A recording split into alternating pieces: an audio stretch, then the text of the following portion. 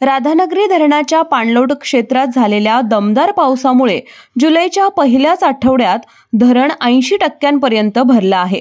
जलपातळी 7 स्वयंचलित दरवाजांच्या उंबरठ्यावर पोहोचली असून सुरक्षेच्या दृष्टिकोनातून सध्या 3100 क्युसेक पाण्याचा विसर्ग भोगावती नदीपात्रात करण्यात येत आहे.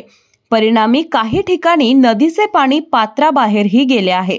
मे महिन्यातच धरणात समाधानकारक साठा झाल्यानं यावर्षी धरण लवकरच भरल्याचं चित्र आहे. पावसाळ्याच्या सुरुवातीच्या अवघ्या 19 दिवसातच धरण क्षेत्रात 581 मिलीमीटर पावसाची नोंद झाली आहे.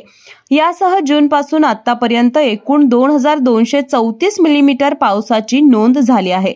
सोमवारी संपलेल्या 24 तासांमध्ये 89 मिलीमीटर पाऊस झाला असून दरवर्षी जून अखेरपर्यंत धरणात फारसा साठा होत नाही. मात्र यंदा मे मध्ये झालेल्या पावसामुळे आधीच साठा तयार झाला होता. त्यामुळे कोल्हापूर बंधाऱ्यातील बर्गे उचलण्यास अडचणी आल्या होत्या. जूनच्या पहिल्या आठवड्यात 2500 क्युसेक विसर्ग सुरू करावा लागला होता. धरणात सध्या मुबलक पाणीसाठा झाला असून याचा थेट फायदा शेतकऱ्यांना होणार आहे. खरीप हंगामाच्या सिंचनासाठी पाणी पुरेसं उपलब्ध राहणार आहे. याशिवाय धरणातून जलविद्युत निर्मितीही केली जाते. त्यामुळे आगामी काळात वीज उपलब्धतेतही वाढ होण्याची शक्यता आहे. जनप्रवास लाईव्ह, कोल्हापूर.